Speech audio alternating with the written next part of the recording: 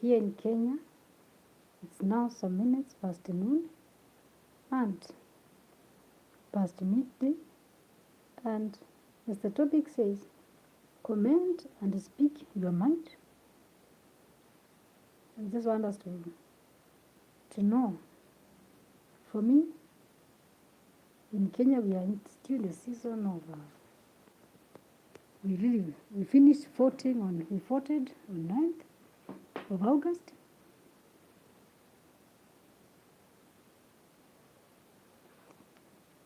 The ABC chairman declared His Excellency Honorable William Samoei Ruto is our president-elect, but his competitor rejected the results.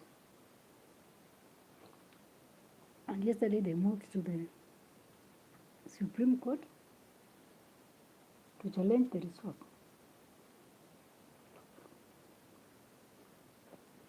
One thing I know is that in every election, there is a winner and there is a loser. It's just like in school. It's just like when we're in school. Somebody will lose. Either two people can be number one in school. Even 5 people can share the same number. But in politics, we need only one president. We cannot have 2 presidents at a go. We only need one president at a time.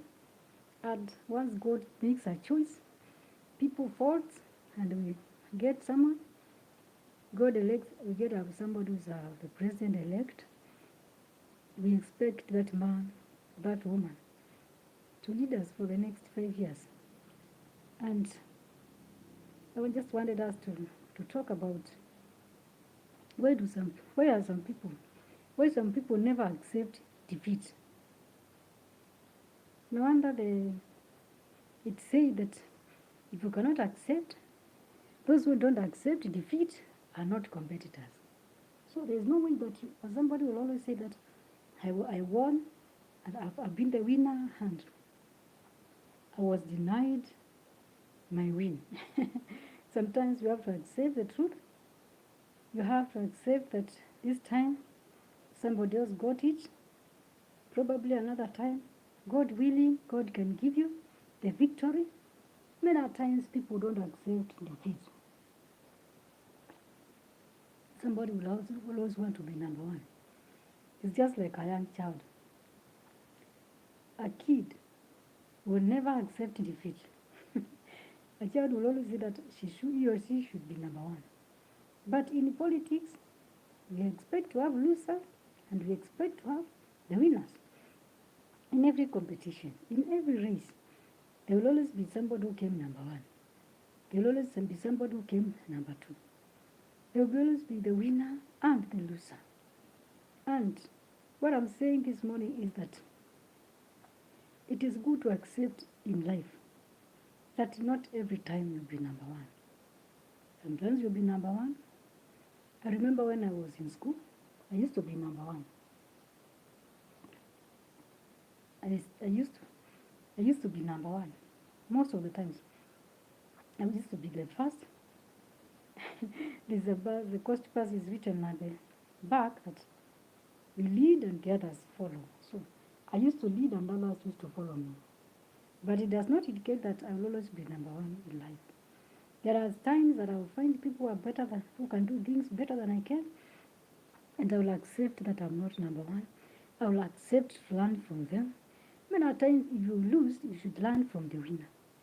But if you lose and then you say that I never lost, and then you have to go to High Court, you have to go to the Supreme Court, you have to go to challenge something, then you do it once, you do it second, you do it, then it becomes your lifestyle. The question is, why do some people not accept defeat?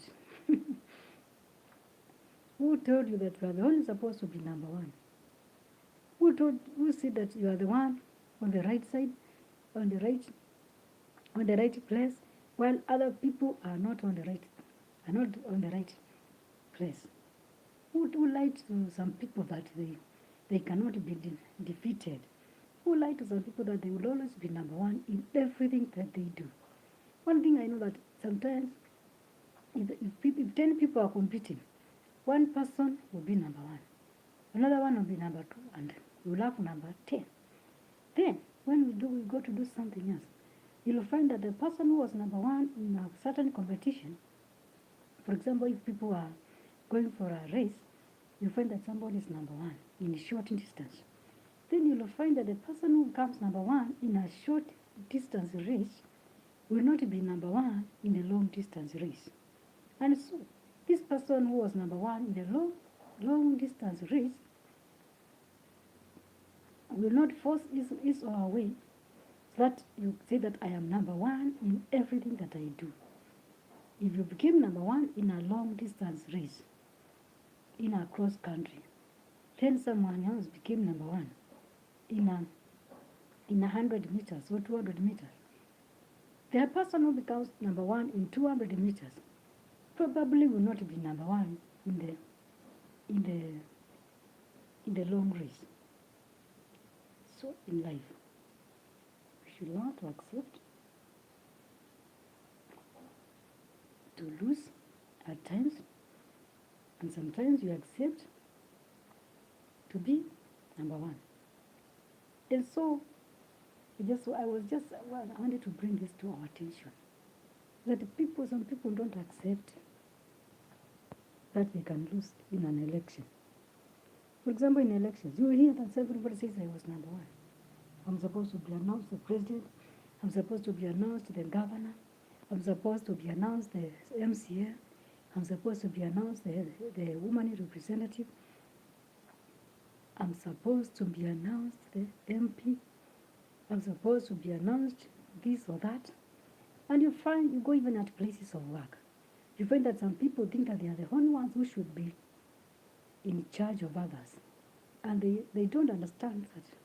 They don't believe that the people they are leading can also one day be leading them.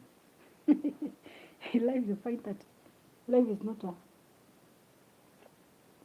my spiritual father, Apostle Peter Manyuru, always says that life is a battlefield. And so it means that in life there are times that you will lose, there are times that you shall gain, there are times that you shall. No wonder the Bible says that the one who has nothing, even the nothing he has, the small he has, will be taken away and be given to the person who has more. There are people in life, whether in society, whether in the government, whether in private sector, they will always want to lead other people. They will always want to guide other people.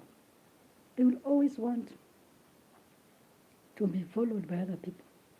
They are not willing to listen to people, but they want people to listen to them. Have you ever met people that they are not ready to listen to you? They are not willing to listen to you, but they want you to listen to them. Have you ever felt interacted with the people that would like people to do what they are doing? People want to manipulate other people, manipulate people to do what they want to do. Men, at times in life, we get to meet with such kind of people. And these people, when they come to our lives, when they come to our lives, they want to dictate our lives. Have you ever asked yourself, why is it that after every election, some people will never accept that they lost it? They have to file a petition to challenge something that has already gone, an election that is already over, and the people have moved back to their own lives. People are going to continue their daily routines. Yet someone is busy preparing the tissue. Sometimes you wonder, why is that people don't accept the truth? You lose, you say that you are the winner. You have lost it, but you're saying that I won it. And you make the nation to undergo the, like, I remember in 2017, the election was nullified, and the people went again to vote. But the candidate who had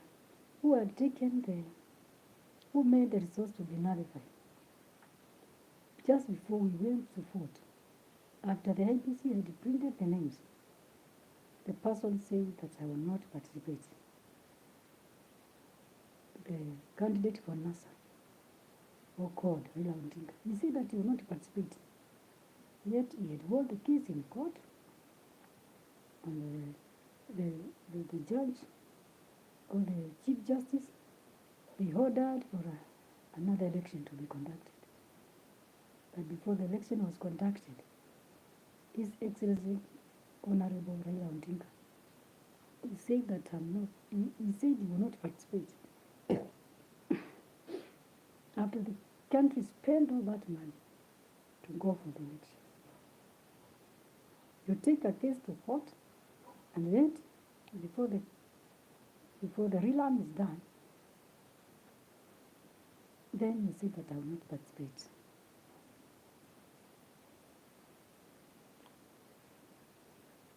My question is, why can people accept at times and say that I want peace, and in this election, if I was not declared the winner, it means God has a reason, it means that there is a purpose. I will move on with my life, and I will seek other avenues on how I can serve my people in the capacity that God has placed. My question is, have you ever seen people, either at your place of work, or as leaders, or even in church, or in the church, even at mosques? Have you ever met the people who don't accept defeat, who always think that they are right, who always says that I'm supposed to be number one, I'm the one to lead, I'm supposed to be leading, other people should not lead? But my question is, have you ever met with such people? Thank you for watching the video. Kindly stay connected. See you in the next episode. Shalom.